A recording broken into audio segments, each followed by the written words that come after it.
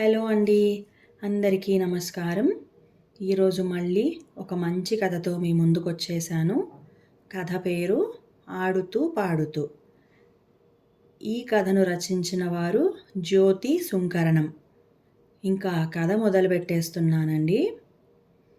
పక్షుల కిలకిలా రావాల శబ్దంతో కూడిన కాలింగ్ బెల్ అదే పనిగా మోగుతుండడంతో తెలివి వచ్చింది శిశిరకి. ఇంకా బద్ధకంగా మత్తుగా ఉండడంతో లేవాలనిపించక పక్కనే పడుకొని నిద్రపోతున్న చైతన్యని చైతూ చూడు ఎవరో కాలింగ్ బెల్ కొడుతున్నారు అంటూ చేత్తో తట్టింది.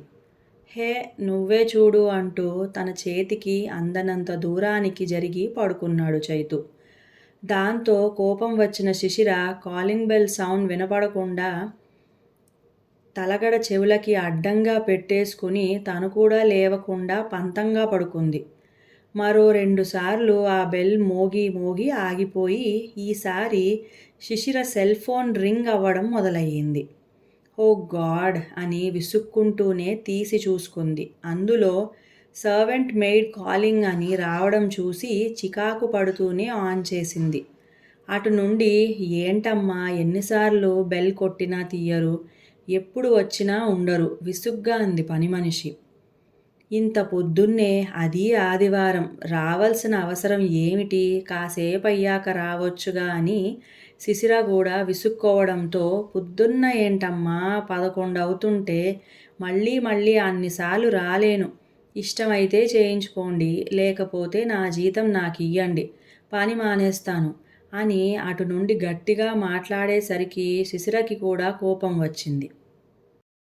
మానేస్తే మానేయి అనేసేదే గాని ఠక్కున గత 4-5 రోజులుగా సింక్ నిండా నిండిపోయిన అంట్ల గిన్నెలు, మాసిన బట్టలతో నిండిపోయిన బాల్కనీ గుర్తొచ్చి బలవంతంగా లేచి వెళ్ళి తలుపు తీసి ఆ తర్వాత వాష్రూమ్కి వెళ్ళింది శిశిర. పని మనిషి చేసే శబ్దాలకు చైతన్య కూడా లేచేశాడు. ఫ్రెష్ అయి వచ్చి స్టవ్ మీద పాలు పెట్టి ఫ్రిడ్జ్లోంచి బ్రెడ్, బటర్ తీసుకుని హాల్లోకి వెళ్ళి కూర్చుంది శిశిర. చైతన్య కూడా బ్రష్ చేసుకుని అక్కడికి వచ్చి కూర్చున్నాడు. ఇద్దరూ బ్రెడ్ తింటూ సెల్ ఫోన్లో మునిగిపోయారు. పని మనిషి పని చేసుకుని వెళ్ళిపోయింది కూడా గ్రహించుకోలేదు. ఈలోగా ఘాటైన మాడు వాసన రావడంతో అప్పుడు గుర్తొచ్చింది శిశిరకి పాలు స్టవ్ మీద పెట్టిన సంగతి. వెంటనే పరిగెత్తుకు వెళ్ళింది. స్టవ్ నిండా ఒలికిపోయిన పాలను, మాడిన గిన్నెను చూసి వాటినో తిట్టుకుని స్టవ్ ఆపేసి అలా ఎక్కడ వాటిని అక్కడే వదిలేసి బయటకొచ్చేసింది. ఆ సంగతి కూడా గ్రహించలేదు చైతన్య. ఈలోగా ఎవరో ఫ్రెండ్స్ ఫోన్ చేసి మూవీ టికెట్స్ బుక్ చేశాం రమ్మనడంతో వెంటనే ఇద్దరూ రెడీ అయిపోయి డోర్ లాక్ చేసుకుని వెళ్ళిపోయారు. శిశిర చైతన్యలకు వివాహమై ఇంచుమించు 7 ఏడాది కావస్తోంది. ఇద్దరూ మంచి చదువులే చదువుకుని ఉద్యోగాలు చేస్తున్నారు. ఇద్దరూ ఇంట్లో అధికారంగా పెరిగిన వారే. కావలసినట్లు ఉంటూ కావలసినది తింటూ వీకెండ్స్ పార్టీలతో ఫ్రెండ్స్తో ఎంజాయ్ చేయడమే వాళ్లకు తెలిసిన జీవితం. అయితే రోజులు ఎప్పుడూ ఒకేలా ఉండవు కదా. అవి నడుస్తూ తెలియని వాళ్ళకి అన్నీ తెలియజెప్తూ జీవితంలో రకరకాల కోణాల్ని స్పృశింపజేస్తాయి. ఎప్పటిలాగే ఓ వీకెండ్ లేట్ నైట్ పార్టీలో ఎంజాయ్ చేసి వచ్చి పడుకున్నారిద్దరు. మరి అక్కడి ఫుడ్లో తేడా వచ్చిందో ఏమో గానీ తెల్లవారేసరికి ఇద్దరికీ వాంతులు, విరోచనాలు పట్టుకున్నాయి. అవి అంతకంతకు పెరిగి ఇద్దరూ హాస్పిటల్లో అడ్మిట్ కావాల్సొచ్చింది. విషయం తెలిసి ఇద్దరి తల్లిదండ్రులు వెంటనే బయలుదేరొచ్చేశారు. హాస్పిటల్ నుండి డిశ్చార్జ్ అయ్యి ఇంటికి వచ్చాక తండ్రులిద్దరూ వెళ్ళిపోయి తల్లులున్నారు. ఇంటి నిండా ఎక్కడికక్కడ మోపుల్లా ఉన్న మాసిన బట్టలు, అట్టలు కట్టేసి బంకలా అంటుకుపోతున్న స్టవ్వు, వంటగది, దుమ్ము ధూళితో ఉన్న గదులు, పాకురు బట్టి జారిపోతూ కంపు కొట్టేస్తున్న బాత్రూంల మీద పడింది వాళ్ళిద్దరి దృష్టి. వెంటనే ఇద్దరూ కొంగు బిగించి పని మనిషి సాయం తీసుకొని ఆ ఇంటిని అంతటినీ ప్రక్షాళన చేసే పనిలో పడ్డారు. అలా చేస్తూ చేస్తూ ఒకానొక సమయంలో విసుగొచ్చిన చైతన్య తల్లి, ఏమిటమ్మా శిశిర, ఇలాగా ఇంటిని ఉంచుకునేది, శుభ్రం చేసుకోవద్దు అంటూ మందలించింది కోడల్ని. ఆ మాటల్ని కోడలు పట్టించుకున్నా పట్టించుకోకపోయినా, కోడలి తల్లి మాత్రం వెంటనే పట్టించుకుని, అంత చదువు చదువుకుని ఉద్యోగం చేస్తూ, అంత సంపాదిస్తున్నది ఇల్లు శుభ్రం చేస్తూ కూర్చోడానికా వదినగారు? అయినా మీ అబ్బాయి ఆఫీస్ నుంచి మా పిల్ల కంటే ఓ గంట ముందే వచ్చి, ఓ గంట ఆలస్యంగా వెళ్తాడట కదా! తను చెయ్యొచ్చు గదా అంటూ సాగదీసింది. ఆ! భలే చెప్తున్నారు. మావాడు మా ఇంట్లో లేక లేక పుట్టిన ఏకైక మగపిల్లాడు. మా వంశోద్ధారకుడు. మంచినీళ్ళు గూడా చేతికి అందిస్తాం. అటువంటిది పెళ్ళయ్యాక కాఫీ నేనే కలుపుకొని తాగుతున్నానమ్మా అని ఫోన్ చేసి చెబుతూ ఉంటే కడుపు తరుక్కుపోయింది అని అప్పటికప్పుడే చెమర్చిన కళ్ళను తుడుచుకుంటూ ఎంతో బాధగా చెప్పింది చైతన్య తల్లి. మా పిల్లని మేమేం గాలికి పెంచలేదండి. మీరింకా మంచినీళ్ళు చేతికిచ్చారేమో గాని నేనైతే చేతులు కందిపోతాయని నేనే తాగించి తినిపించేదాన్ని. అలాంటిది మొన్నోసారి ఫోన్ చేసి దోసెలు వేస్తుంటే చెయ్యి కాలిందమ్మా అంటూ చెప్పేసరికి నా గుండె కోసేసినంత పనయ్యింది. ఏ స్విగ్గీలోనో ఆర్డర్ పెట్టుకోక అంత ఉద్యోగం చేస్తూ కూడా దోసెలు పోసుకుంటూ చేతులు కాల్చుకోవాల్సిన కర్మ నీకేమిటే అంటూ రోజల్లా తిడుతూనే ఉన్నాను అంటూ శిశిర తల్లి ఒకింత ఎక్కువ చేసి చెప్పింది. మరి అది సంగతి. ఆడపిల్లకి కాస్త పనిపాట నేర్పక ఇలా పెంచబట్టే ఈ కొంప ఇలా తగలడింది అంటూ శృతి మించి నోరు పారేసుకుంది చైతన్య తల్లి. ఇక అంతే. ఏమిటి వదినగారు నా పెంపకాన్నే ఎత్తి చూపుతున్నారు? చదువుకునే రోజుల్లోనే మీ కూతురు ఎవడితోనో లేచిపోయింది అన్న విషయం మాకు తెలీదనుకోకండి. మరి మీ పెంపకాన్ని ఏమనుకోవాలి అన్నీ తెలిసి ఈ సంబంధం కలుపుకున్నందుకు మా చెప్పుతో మేమే కొట్టుకోవాలి అనేసింది శిశిర తల్లి. దాంతో చైతన్య తల్లి ఎప్పుడో 10 ఏళ్ల క్రితం జరిగిన దాన్ని ఇప్పుడు తోడుతున్నారేంటి? అలా చూసుకుంటే మీ శిశిరకి మావాడి కన్నా ముందే ఎంగేజ్మెంట్ అయ్యిందని, వాడితో కొన్నాళ్ళు తిరిగిందని, అక్కడ వ్యవహారం చెడి మా దగ్గరికి వచ్చారని తెలిసి మరీ చేసుకున్నాం. అందుకు మాకు ఈ శాస్తి జరగాల్సిందే అంటూ తోక తొక్కిన ఛత్రాల్లే లేచింది. ఇలా ఇద్దరూ శృతిమించి పోతుండడంతో అటు చైతన్య, శిశిర కూడా అంత నీరసంలోనూ లేచి వచ్చి ఎవరి తల్లిని వాళ్ళు చెరో గదిలోకి లాక్కుపోయారు. ఇక అప్పటి నుండి ఆ ఇద్దరి తల్లుల మధ్య మాటల యుద్ధం మొదలయ్యింది. అది రోజురోజుకి పెరిగిపోతూనే ఉంది. బాబు చైతన్య కొంచెం అది అందుకో, ఇది అందుకో అంటూ అతని తల్లి చూస్తూ ఉండగా పని చెప్తూ శిశిర తల్లి రెచ్చగొడుతూ ఉంటే దానికి ప్రతీకారంగా అమ్మా శిశిర కాస్త ఈ కూర తరిగి పెట్టమ్మా, కాఫీ కలపమ్మా అంటూ చైతన్య తల్లి కోడలికి వాళ్ళమ్మ చూస్తుండగా పనులు చెప్పి కక్ష తీర్చుకుంటుండేది. ఒకరోజు ఏదో ఆఫీస్ వర్క్ సీరియస్గా చేసుకుంటున్న చైతన్య దగ్గరికి శిశిర తల్లి వచ్చి బాబు చైతు పొద్దున్న పని మనిషి రాలేదు, కాస్త వాషింగ్ మెషీన్లో బట్టలు వేసేయి అని చెప్పింది. అది విన్న చైతన్య తల్లి ఇంట్లో ఇంతమంది ఆడవాళ్ళం ఉంటే పనిమాలా వెళ్ళి అల్లుడికి బట్టలు ఉతకమని చెబుతావా, నువ్వసలు ఆడదానివేనా అంటూ శివాలెత్తేసింది. అసలే కొద్ది రోజులు లీవ్లో ఉండిపోవడంతో ఆఫీస్ వర్క్ ఎక్కువై చికాకులో ఉన్నాడేమో చైతన్యకు కూడా అత్తగారి ధోరణి కోపాన్ని తెచ్చిపెట్టింది. సర్లే పెద్దవాళ్ళు ఏమైనా అంటే శిశిర ఫీల్ అవుతుంది అని ఊరుకుంటే మీరు చాలా ఎక్కువ చేస్తున్నారు ఆంటీ. ఇక మీదట ఏ పనులు చెప్పాలనుకున్నా మీ అమ్మాయికే చెప్పండి, నాకు కాదు అంటూ చాలా సీరియస్గా చెప్పేశాడు. ఎప్పుడూ ఎదురు మాట్లాడని అల్లుడు అలా అనేసరికి ఒక్కసారి తెల్లబోయింది శిశిర తల్లి. అది అలా బుద్ధి వచ్చేలా గడ్డిపెట్టు అంది ఆనందంగా చైతన్య తల్లి. ఏంటాంటీ మా అమ్మను పట్టుకుని అలా అంటున్నారు? ఏం మీరు నాకు పని చెప్పగా లేనిది మీ అబ్బాయికి మా అమ్మ పని చెప్తే మీకు రోషం వచ్చిందా? అప్పటి వరకు వేరే గదిలో ఉన్న శిశిర వచ్చి విసురుగా అంది. అదేమిటి మీ అమ్మకు లేకపోతే పోయే, నీకు కూడా లేదా నువ్వు కట్టుకున్న మొగుడి మీద గౌరవం? వాడిని చులకనగా చూస్తుంటే మందలించాల్సింది పోయి మీ అమ్మను వెనకేసుకు వస్తావా అంటూ కోడలి మీద విరుచుకుపడింది చైతన్య తల్లి.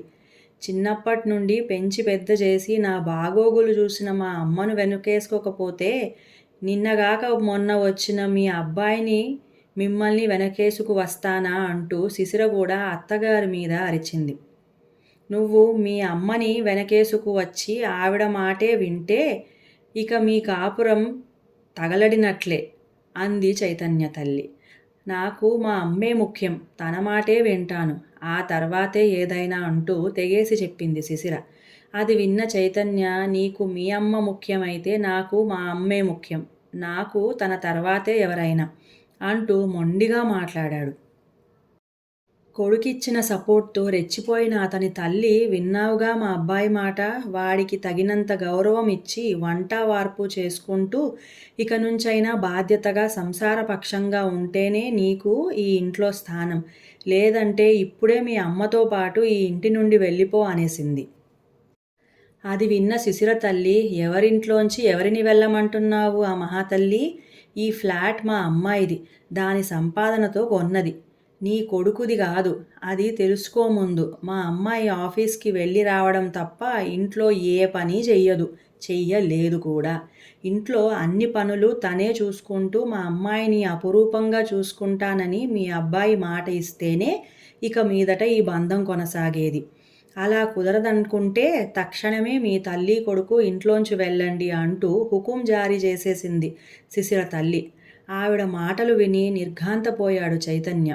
పెళ్ళైన కొత్తలో ఈ ఫ్లాట్ శిశిర కొనడానికి సిద్ధపడితే నీ నుండి నేనేదో ఆశించాననుకుని మీ వాళ్ళంతా తప్పుగా అనుకుంటారు. నువ్వు కొనొద్దు అని వారిస్తే ఇంకా నీ అనుకోవడమేంటి? అంతా మనిద్దరిది. అయినా ఫ్లాట్ కొన్నామనే అందరికీ చెబుదాం. ఎవరు డబ్బుతో అన్నది మనిద్దరి మధ్యే ఉంచుకుందాం అంటూ అప్పట్లో శిశిర చెప్పిన మాటలు గుర్తొచ్చాయి చైతన్యకి. ఎవ్వరికీ చెప్పం అని తనతో అబద్ధం చెప్పి తన తల్లితో అంతా చెప్పిందనమాట అని గ్రహించిన చైతన్యకి తన తల్లి మాటల్లో పూర్తి న్యాయం ఉంది అనిపించేసి, ఇంతకాలం శిశిర ఆమె తల్లి తనను వెర్రివాజమ్మగా లెక్కగట్టారని భావించి శిశిరను అసహ్యించుకుని ఆ క్షణంలోనే తన తల్లిని తీసుకొని ఇంట్లోంచి వెళ్ళిపోయాడు. ఓ 6 నెలలు ఆ ఇంటి మీద కాకి ఈ ఇంటి మీద వాలలేదు. మొదట్లో కొద్ది రోజులు రిలీఫ్గాను ప్రశాంతంగాను అనిపించిన రాను రాను చైతన్య శిశిర ఇద్దరిలో అంతర్మథనం మొదలయ్యింది. అలాగని ఓ మెట్టు దిగితే అవతలి వాళ్ళకి లోకువ అయిపోతామనే అహం కూడా అడ్డొచ్చింది. దానికి తోడు అటూ ఇటూ బంధువులలో గుసగుసలు ఆరాలు మొదలయ్యాయి. కారం మాటలతో జరిగిన దాన్ని పెద్దది చేసేందుకు సాధ్యమైనంత కృషి చేస్తున్నారు బంధువర్గమంతా. దానిలో భాగంగా ఎవరికోసమో పెళ్ళికి ఎవరైనా అబ్బాయిలుంటే చెప్పండి అన్న శిశిర తల్లి మాటలు చిలవలు పలవలుగా రూపాంతరం చెంది శిశిరకి ఇంకో పెళ్లి చెయ్యడానికి చూస్తున్నారు అని చైతన్య తల్లికి వచ్చి చేరాయి. కుటుంబం అన్నాక 1,90 గొడవలవుతాయి. ఈ మాత్రానికే విడాకులు తీసుకుని ఇంకో పెళ్లి చేస్తామనుకుంటారా ఎవరైనా అంటూ ఈవిడ అన్న మాటలు వెళ్ళి వెళ్ళి మరో విధంగా చేరాయి శిశిర తల్లికి. అలా చినికి చినికి గాలివానై ఆ వాన పెను తుఫానై ఆఖరికి ఇద్దరూ విడాకులు తీసుకుని శాశ్వతంగా విడిపోయే వరకు వచ్చింది. మీ పెళ్ళి జరగడానికి ముందు నుంచే మీ ఇద్దరికీ నాతో బంధుత్వమే కాదు, ప్రత్యేకమైన అనుబంధం కూడా ఉంది. అసలు ఆ అనుబంధంతోనే మీ ఇద్దరూ ఒకటైతే బావుంటుందని ఆశించి మీ పెద్దవాళ్లతో మాట్లాడి మీ పెళ్ళి జరిపించాను. ఒక మంచి జంటను కలిపాను అనే ఆనందం పూర్తిగా ఆస్వాదించకుండానే ఇప్పుడు మీరిలా వాళ్ళ ద్వారా వీళ్ళ ద్వారా తెలిసి నమ్మలేక పరిగెట్టుకుని వచ్చాను. అసలు ఏం జరిగింది అంటూ అడిగింది శిశిరకు అక్క వరుస, చైతన్యకు ఆఫీస్లో సీనియర్ కూడా అయిన భార్గవి. ఎవరి కోణంలో వాళ్ళు జరిగినదంతా చెప్పుకు వచ్చారు ఇద్దరు.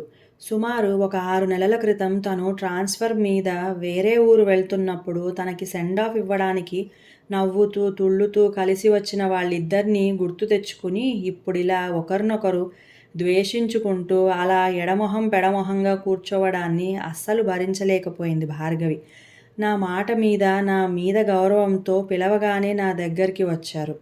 అలాగే రేపొక్కసారి నా మాట విని నాతో రండి, ఒక దగ్గరికి తీసుకెళ్తాను మీ ఇద్దరిని అంటూ చెప్పి వాళ్ళిద్దరినీ మర్నాడు సిటీకి దూరంగా ఉన్న ఓ ఫామ్ హౌస్కి తీసుకెళ్ళింది. చుట్టూ రకరకాల పూల మొక్కలతో అందమైన లాన్, మధ్యలో కుటీరాన్ని తలపించే ఆకృతిలో ఉన్న చిన్న ఇల్లు అది. లాన్లోనే కబుర్లు చెప్పుకుంటూ కుర్చీలలో కూర్చుని ఉన్నారు ఒక వృద్ధ జంట.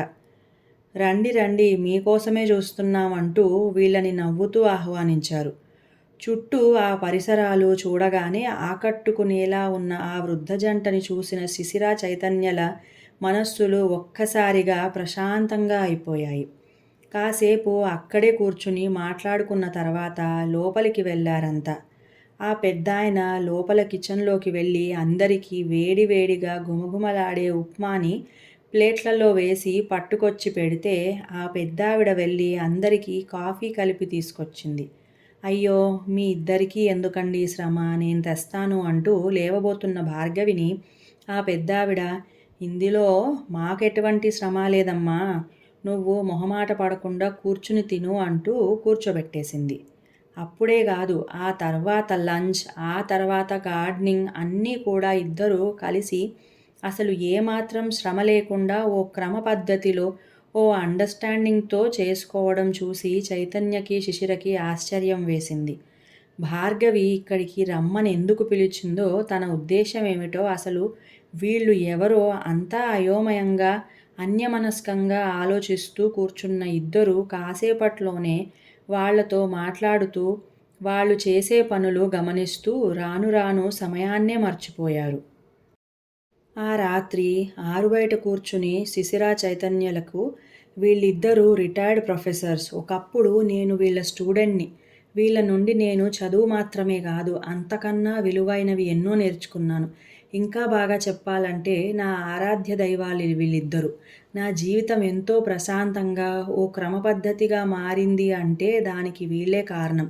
అనేక అలజడులతో, అపోహలతో ఉన్న మీ ఇద్దరిని ఇక్కడికి తీసుకువచ్చి వీళ్ళని చూపిస్తే మీకేమైనా మేలు జరుగుతుందేమోనని ఆశించి ఇక్కడికి తీసుకొచ్చాను. ఇద్దరూ కూడా ఉన్నత విద్యావంతులు, మంచి హోదాలో ఉద్యోగాలు చేసిన వాళ్ళు. అది కూడా ఆ రోజుల్లో. ఆడపిల్లలని ప్రాథమిక విద్యే చదివించని ఆ రోజుల్లో నేనింత చదువుకుని, ఉద్యోగం చేస్తూ కూడా ఇంటి పని, వంట పని చెయ్యాలా అని ఆవిడ అనుకున్నా, నేను మగవాడిని, నేనెందుకు ఇంట్లో పని చెయ్యాలి అని ఆయన అనుకున్నా, ఈరోజు వీళ్ళిద్దరూ ఇంత ఆనందంగా ఉండేవారు గాదు. వీళ్ళకి ముగ్గురు పిల్లలు. అంతా మంచి మంచి పొజిషన్‌లలో ఉన్నవాళ్ళే. ఎప్పుడు గావాలంటే అప్పుడు వాళ్ళ దగ్గరికి వెళ్ళి వాళ్ళతో సరదాగా గడిపి వచ్చేస్తుంటారు. నేను, నా భర్త కూడా వీళ్ళని చూసి ఆ జీవన శైలినే అలవాటు చేసుకున్నాం.